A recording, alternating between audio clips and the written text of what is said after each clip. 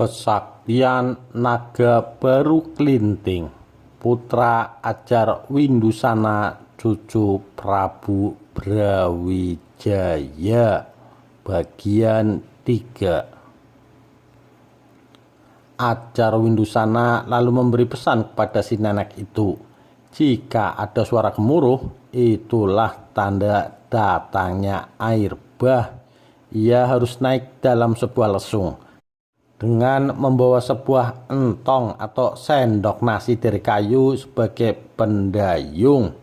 Si nenek bertanya dengan suara lembut, "Bagaimana katamu, nak? Engkau mengatakan soal banjir?"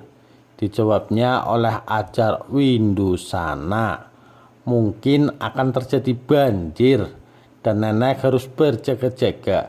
Selamat tinggal, Nek." Ia lalu keluar membawa lidi khasiat tadi. Si nenek hanya bisa ternganga mendengar ucapan anak kecil yang baru dikenalnya itu.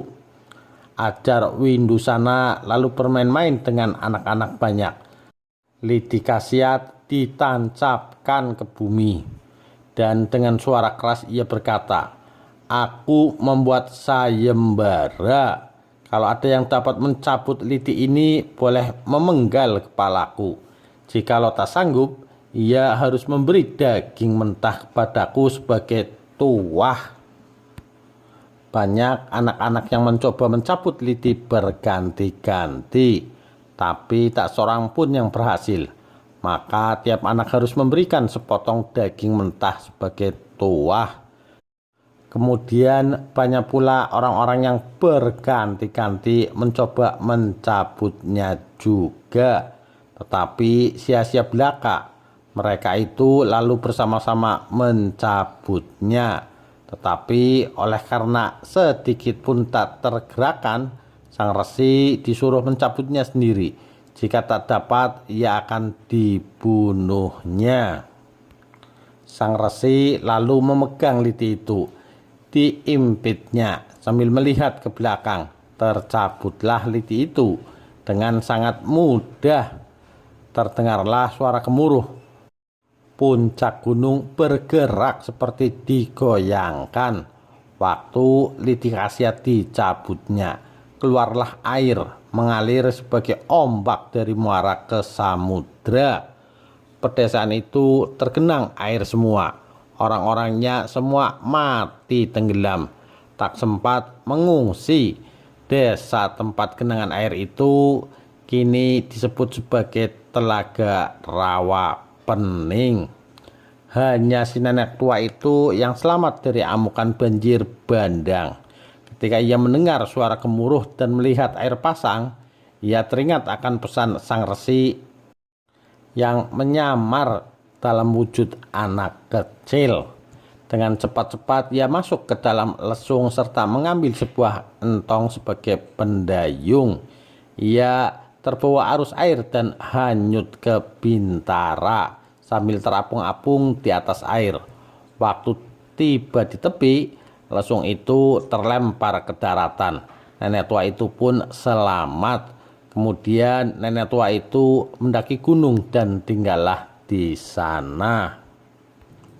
Setelah meninggalkan desa yang telah tergenang oleh air, Ajar Windusana pun segera pulang. Ia tiba di padepokan dengan membawa daging mentah dan lidi khasiat. Pada malam hari masuklah ia ke dalam sanggar pemujaan untuk bersemedi. Dengan penuh harapan daging mentah dipuja dengan lidi khasiat di sampingnya. Permohonannya kepada Sang Dewa Agung dikabulkan. Daging berubah menjadi manusia, tetapi rupanya bagaikan setan karena kulit mukanya berlapis seperti atap, berlipat 21, hidungnya bulat, ujung pundaknya sebesar isi tanjung, membengkok seperti jambu monyet, dahinya menonjol ke muka. Matanya bulat masuk ke dalam sepasang satu jari. Bibirnya bergantung berat, mulutnya menganga terus, gusinya tampak. Rambut kepalanya seperti sikat, perutnya membulat seperti kendi, lehernya seperti periuk kecil, bahunya seperti kepis tempat ikan, jarinya bengkok. Sungguh merupakan tontonan yang menakutkan. Adapun Lidi Hasyat kemudian berubah menjadi ular. Sang ajar sangat terkejut dan keheranan. Tetapi semuanya ini diterima dengan penyerahan diri kepada Yang Maha Kuasa. Ular itu diberi nama Ki Sarpabisu dan disuruhnya bertapa di tempat bekas menancapkannya lidi dahulu. Sedangkan anaknya diberi nama Jaka Bandung karena terjadinya bersama-sama dengan ular. Jaka Bandung pun diberi pelajaran oleh Ajar Windusana tentang hal-hal kesaktian sehingga ia cakap di dalam segala-galanya. Meskipun rupanya buruk, tak ada seorang pun yang berani mengusiknya, apalagi mentertawakan. Sebab di dalam perkelahian sepak terjangnya membahayakan. Jaka Bandung tumbuh menjadi anak yang tangguh dalam pertempuran.